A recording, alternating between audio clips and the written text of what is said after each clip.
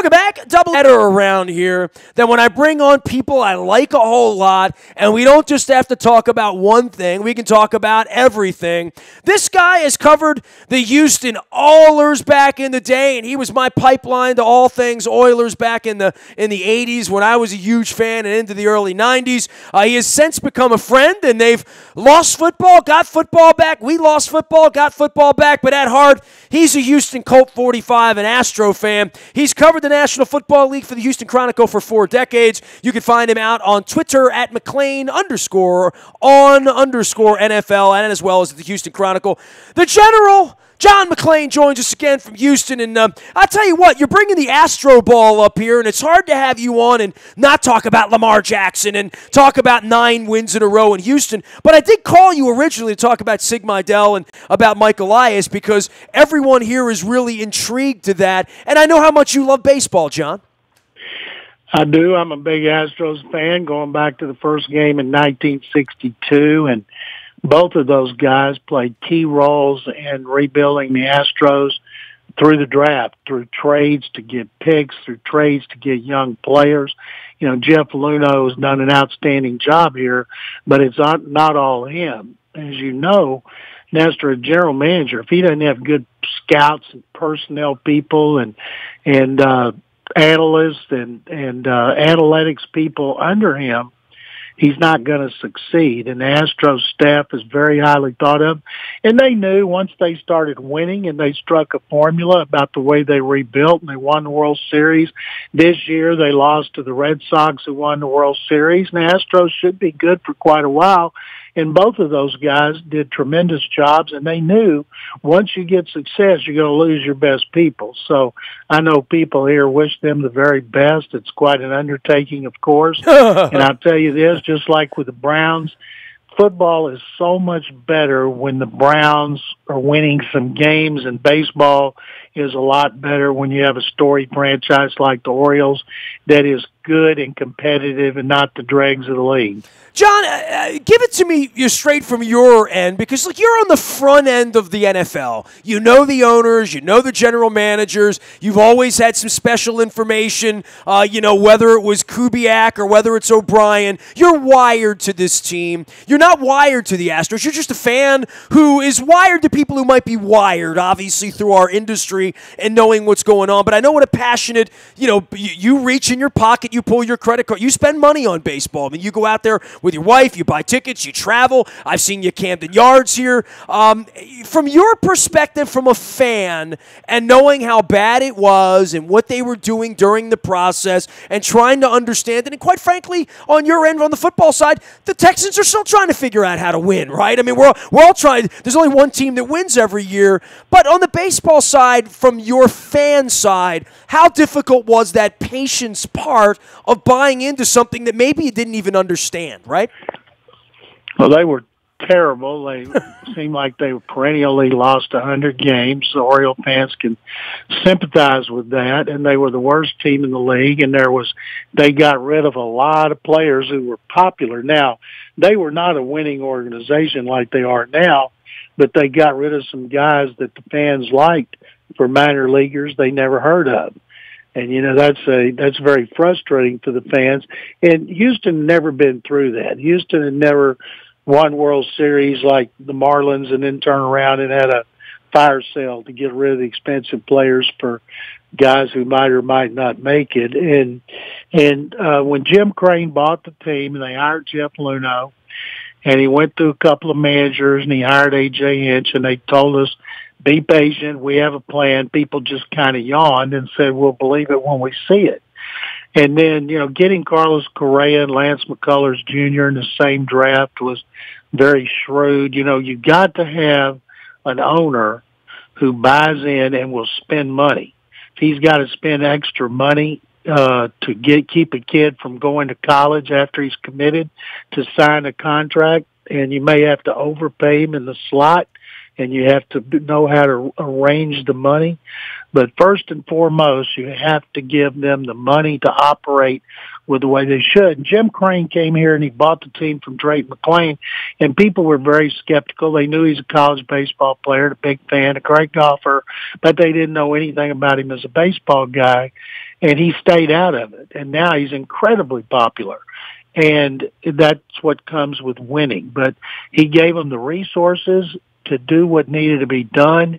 He signed Jose Altuve to a huge contract. Now he's got to worry about George Springer. Looks like Dallas Keuchel is leaving at 30 years old. He was a Cy Young Award winner in 2015. He's one of those guys that came up young, lost for a while like Altuve, and appreciated winning even more. But anytime you're successful, it starts with at the top, and that would be ownership. And I know hopefully that philosophy will change, and they'll give them all whatever they need to be successful. We'll talk about the Houston ownership situation on the football side as well, but I just want to keep it on baseball. John McClain here. He's McClain on NFL, and, of course, at the Houston Chronicle covering the Texans, but a lifer Astros fan. You know, part of this, too, is I've read Astro Ball. I thought Ben Reiter did a great job in sort of pulling back the curtain on Sig Mejdal, as well as Mike Elias and Luno and the Nerd Cave, and all trying to sell it to the players and sell it to the fans and getting some sort of a buy-in when there was success. But I would say this, it was very secretive while it's going on, right? Like, so anybody that thinks that from a fan's perspective they're going to know much about what's going on here beyond what some kid is batting at high A ball in Frederick or at Bowie, this is going to be a quiet process on the front end, right? It's kind of like you're never going to find the formula for Coke, Coca-Cola, put it like that. And there's a lot of people have tried through the years, and they're just secretive about certain things, and that's really the way pro sports have become. When I started covering the Oilers in the late 70s and early 80s, and it wasn't until about into the 90s when things started to be so much paranoia in organizations. And it was very open. You know, people, you watch practice, you saw something in practice, you could write about it. Today, you don't even get to watch practice. So, no, I think they'd be very secretive about it. I think the general manager's got to be a front guy with the media because he's got to talk to the fans through the media, although today teams have their own websites that they get out a lot of their news, and they don't rely on the media as much as they used to. But I think when a new GM steps in, he wants people to know, here's our plan. You don't have to tell them how you're going to carry out, but we do have a plan, and here's what we're thinking. And so I hope you support us and back us and be patient. John McClain covers all things National Football League, all over the league, from Houston to Tennessee. And the 9-game winning streak is gaudy. Our 3-game winning streak here as well. John, this is where it gets good, right? So for all the bad things in the league, and I've highly recommended Mark Leibovich's book, Big Game, because I thought it was well written. I thought it had some interesting insights about the league of greed and taking care of players and where they are with Kaepernick and the embarrassment of Dan Snyder last week and signing this kid that's slugging his girl. But then the games are played out, and then the Steelers blow a 2-touchdown lead on Sunday night, and the Ravens come back from the dead, and here they are again.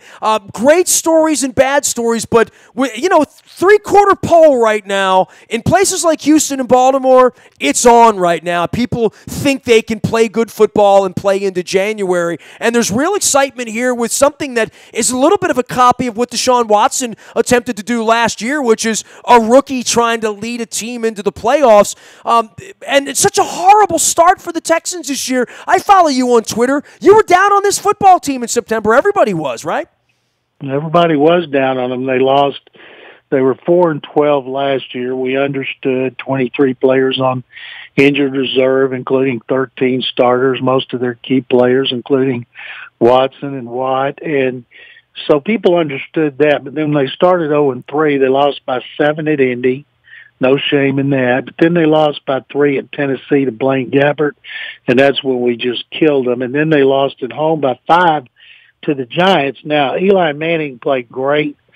I didn't know that and still have it against them like I have that first Titans loss. And so everybody wanted Bill O'Brien fired, even though he has a 4-year extension that kicks in after the season. And we talked to the coaches and the players, and their goal was to win one game, just one game. And that one game was Indianapolis at Lucas Oil Stadium. They won 37-34 in overtime when Frank Reich made a very controversial decision that he got ripped over, in which he went for 4th and 1 in his end of the field instead of punting and taking a tie.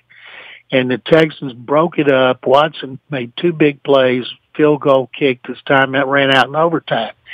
Now, before this last loss to Jacksonville, had they accepted the tie, they would have that last wild card spot over the Ravens, and now, of course, the Ravens have it. And so they won that one. Then they played Dallas here at a nationally televised Sunday night game. They won that one in overtime.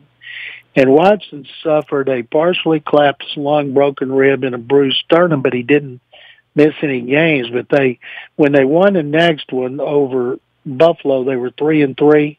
And that's when they had some breathing room, and they changed their philosophy from letting Watson air it out and get obliterated behind the bad offensive line to running more. And they're averaging 34 rushes, and before this game yesterday, 169 yards since they made that philosophical change. They've got a good defense. And you know, Nestor, when you can run and when you can play defense, you got a chance in January when you play outdoors. Texans now, they host Indy.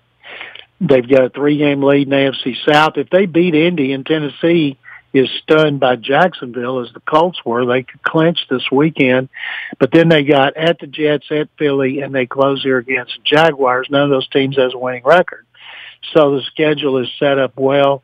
And well, not only that, but New England and Pittsburgh are going to beat each other up. The Chargers are going to beat each other. I mean, we play the Chargers, the Chiefs. They have a 4-day turnaround next week before they play. I mean, even the schedule sort of sets up to be interesting and sexy. I mean, they moved the Ravens-Chargers game to the Saturday night game. The Ravens went into the tank and looked like the season was over and Harbaugh's tenure was done, all of that, and they've resuscitated themselves.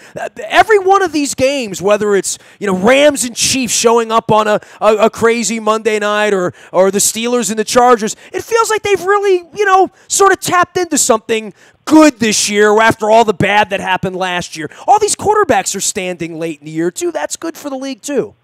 Plus, there's a lot of running. We keep talking about new age offenses. The new age offense in Kansas City and the Rams, and Kansas City's defense is not any good, and the Rams has not been as good as it was supposed to be, and it may yet be because of Aaron Donald, who's going to be Defensive Player of the Year. But this is the best time of the year. It's in the stretch drive after Thanksgiving, when you're separating pretenders and the contenders. To me, that's the best time of the year, next to the first game, the opening game, and then, of course, the playoffs. And a lot of good teams and good coaches are doing a terrific job right now, and their teams are starting to separate. And I still believe, and I'm writing this now for tomorrow, looking at the Chiefs' schedule compared to the Patriots, I still think the Patriots are going to end up with home field advantage, and because they own the tiebreaker over the Chiefs and the Texans, and that what that's like. You were there when the Ravens actually won at Gillette Stadium in the playoffs, but it doesn't happen very often. I believe they're 16-3 there in January under Belichick. Well, they always get a week off. It's always cold. A lot of the teams come in there with a puddle between their legs, quite frankly. I mean, the Texans have been a victim of that. The Ravens have never been victimized by that. Joe Flacco walking on the field and the foghorn going off second week of January, there's no intimidation. Now, whether Lamar Jackson can be that guy here, I tell you what, John, the last month it's been a crazy thing here to see this offense. I don't even know if John Harbaugh can explain it, and you're seeing more of it in Houston in 9 weeks in a row, but there's something about looking down right now and seeing Deshaun Watson having run the ball 69 times, and I'm thinking that 69 times, probably 58 of the 69 times he was seeking contact and not looking to run out of bounds. Yeah, John, that's got to make you nervous as hell if you're a general manager, a coach, an owner, a fan, whatever. I don't like my quarterback seeking out contact. I don't think that's a long-term success plan. Well, Watson goes down, he slides, he throws it away. The problem is he has bad offensive line, specifically his tackles. That is the only problem area on the team, and it's a big one. He's been sacked 41 times. Probably, I would say at least 20 of those were his fault for holding the ball too long because he likes to throw the ball down the field. They've been over and over it with him. He's avoided a lot of contact, too, with his mobility. And out of all those runs, probably 5 or 6 have been designed. But he's still healthy. The last 2 games is the healthiest he's been since the Dallas game when he suffered those 3 injuries. And but he's learned to take short sacks, go down for about a 4-yard sack instead of trying to force it into coverage. He's on a pace for 28 touchdowns, 12 interceptions, and a little over 4,000 yards. And he hasn't been throwing the ball much lately because they want to run it. They want to try to keep him upright. You talk about statistics in sports. John McClain joining us here from the Houston Chronicle. He is McClain on NFL, covering all things Texans, as well as the folks in Tennessee and all over the country and anywhere that they'll have him. I look at this, and I haven't seen the Texans play much during this streak, but I bet it looks a lot like the Ravens on down and distance. And the one thing that this rugby offense, this Navy offense, this high school offense runs is, wow, when you can run the ball and you can intimidate and you have a bruise back and you have a guy that can run a 4-2, you're in 2nd and 3 and you're in 2nd and 4.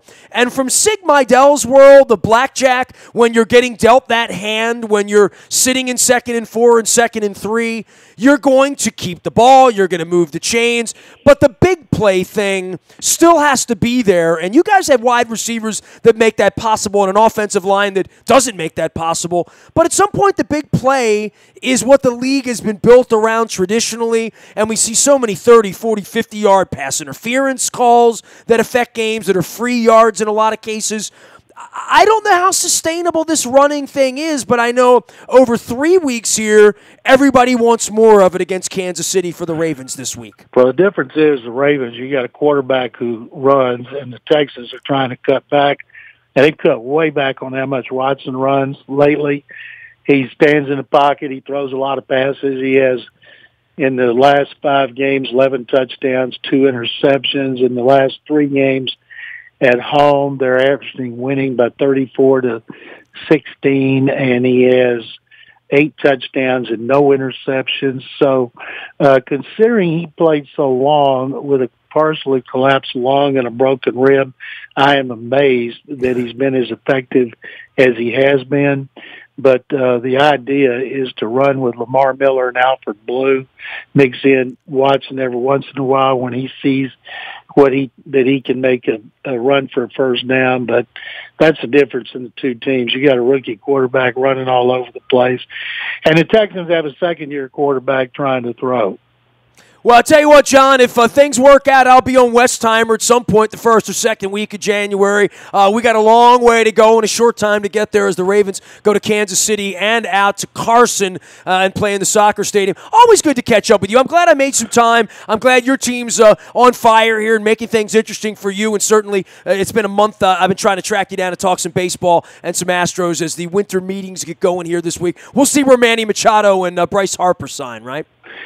Nestor, thank you very much. Good luck to the Orioles and good luck to the Ravens. I'll see you before the holidays, and I'll certainly see you down there in Atlanta. Thanks for coming on, John. Merry Christmas. Merry Christmas. Happy holidays. There he goes. The general, the good man of Houston, Texas, and 40 years covering the National Football League, as well as being a Houston Astros fan. John McClain. He is McClain _on_NFL and at the Houston Chronicle, and one of my dear friends as well. You can find me out on the BioToyota.com Audio Vault 24 hours a day. day from anywhere in the world on your mobile device by downloading the TuneIn Radio app. We do come in crystal clear from anywhere in the world. The kids call it podcasting. You can listen to what you want, when you want, where you want. We got Terps. We got baseball winter meetings. Lots of Ravens and Chiefs this week. No rock and roll this week. I don't have any. I'll slip some Kansas in before it's all over when they come back in March. And I don't think John Mellencamp's going to be doing the show. But that won't stop me from bragging on our friends at the Modell Lyric. There's always magic at the Modell Lyric with Kansas coming in on March 1st. You got the Dancing with the Stars troupe coming in